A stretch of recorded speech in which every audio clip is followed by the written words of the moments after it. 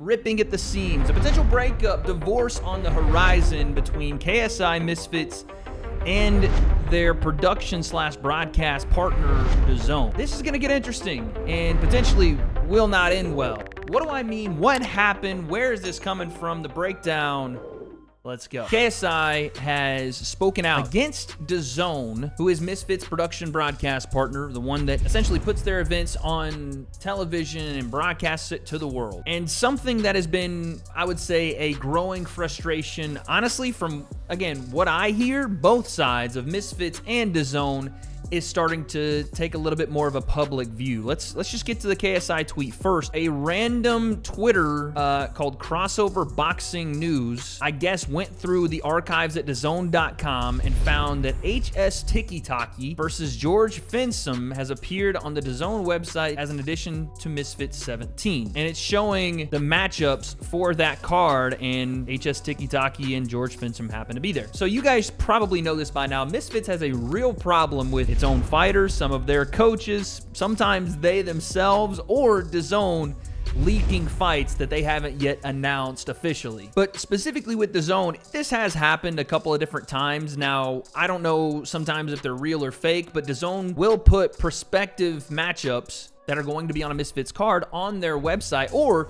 they'll announce them on the DAZN broadcast before they're even announced officially by Misfits. So obviously you can see where that would be frustrating for a guy like JJ, who wants to keep a lid on things, I guess, to create some hype and a big announcement around there. They seem to think HS Tiki-Taki is going to be a big time star for them, and they want to make an announcement. That's understandable. So he put on Twitter, DAZN yet again leaking stuff about Misfits. I'm just so tired at this point. How can I get excited for anything with Misfits when DAZN will just ruin the surprise anyway? It's just ridiculous at this point. Do better. He's obviously pissed about DAZN doing this. And this wasn't the only thing. So JJ added DAZN Boxing here, saying 2 years into this relationship and I'm already tired of it. So again, he's not pulling any punches here. This is not something where he is reaching out to them privately and saying, hey, why do you guys keep doing this? He's adding them on Instagram as one of the biggest stars in influencer boxing, and obviously a co-owner. I'm tired of this bullshit. Y'all need to get your shit together. And even brings up the time period they've been in the relationship. I think people know by now, if we go all the way back to when Misfits started, this is a 5-year deal. And so he says 2 years into this relationship and I'm already tired of it. And you see the growing frustration from KSI to the point where he's publicly talking about, I'm tired of this relationship with DAZN. I'm not sure if that's an insinuation that they can leave or that they will leave DAZN. I don't even know, what those contracts look like. Again, it's a 5-year deal. Maybe there's an out for them if they wanted to, but let's just talk about the frustration of what's going on here. Is JJ right to be frustrated about DAZN doing this? Yes, I agree that JJ should be a little frustrated. Like, Misfits is a unique thing,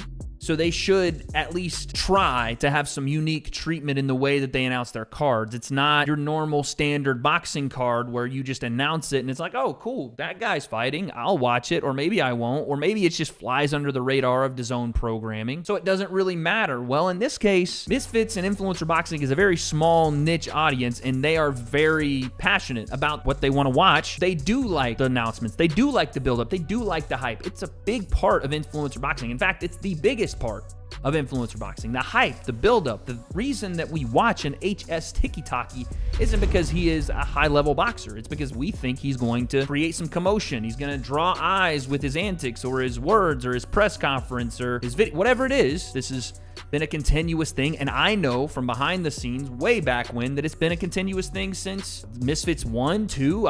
There's been complaints on Misfits' side about DAZN doing this for 2 years, essentially. And I'm not sure why that's the case. I can always go with the old faithful, which is lack of communication. It seems to be rampant between Misfits and DAZN. It's pretty much the only answer for this, where Misfits wants things done a certain way, and DAZN either just doesn't care or doesn't want it done that way. And ultimately, DAZN kind of runs the show, if that makes sense. They make the final decisions on what is on their broadcast platform. They even make decisions on who Misfits is able to put on those cards. I don't think I'm out of line in saying this. I think DAZN has final say on a lot of the budgetary stuff around Misfits when it comes to what fighters are paid or what they're allowed to be paid to a certain extent, which is why I also think from what Misfits and Mam Taylor have said that they have turned a profit so quickly in their business. They haven't necessarily had to take on a lot of overhead costs because DAZN is there and funding things and helping them, you know, with the broadcast, with the fighter pay, with those things as well. The question then becomes, what do you do? Because right now it just doesn't look like Misfits has a leg to stand on. Are they right to be upset? Yeah, 100%. Kids that are on here and want to see their favorite content creators fighting are going to find out, and leaks are going to happen. But when it's the broadcast company doing it, that you guys are supposed to be working together and there's supposed to be a communication, hey, let's not put it on the website yet. Hey, let's not put it as a lower third on the pay-per-view or on someone's boxing show this week because we want to announce it the way we want to announce it, and then you can. And that's, you know, between Callie Sauerland, Mams Taylor, and the people over at DAZN. And it's pretty clear now that that relationship is fraying at the seams. KSI is frustrated. I know Mams is frustrated with it. And it's just one of those things where you either put up with it or, again, I don't know what contracts look like. I'm seeing this online already. You bounce. You get off DAZN, which that's probably worst case scenario because then you lose funding, you lose broadcasting, and maybe you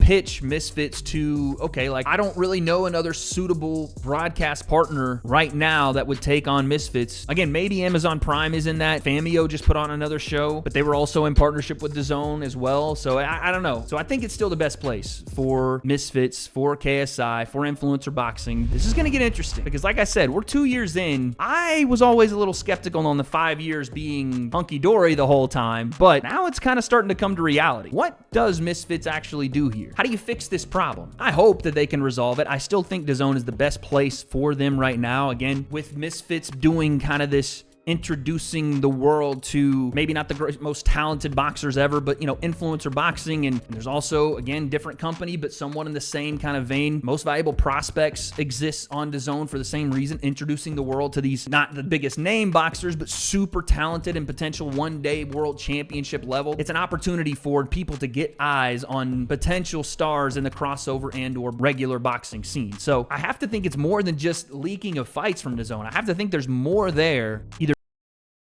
or the communication is lacking in. I genuinely don't know what Misfits will do. Hope for the best. Like I said, Amazon is out there. You know, they just did the deal with PBC though, and I don't know what that would look like. You have Turkey Al-Shade in the Middle East, but he's pretty much expressed he's not interested in putting on influencer boxing events. Netflix, I just don't think they're ready for that. I don't know what else there is. I think Misfits has to make this work. Whether you got to bite your teeth and grit through it, get everybody at a table and settle this once and for all. Misfits does need DAZN. And whether KSI or anybody at Misfits is happy with the relationship or not, they signed this 5-year deal, so they're going to have to figure out a way to still get business done. But you guys let me know, what does this indicate? This, I think it's maybe not a big deal yet, but separating at the seams could potentially be something massive. We'll see where it goes. But KSI obviously expressing his frustration with DAZN and the relationship. What do you guys think happens? Do they stay with DAZN? Does their contract even allow them to leave DAZN? And if so, where would they go? I don't have those answers, but still got 3 years left, so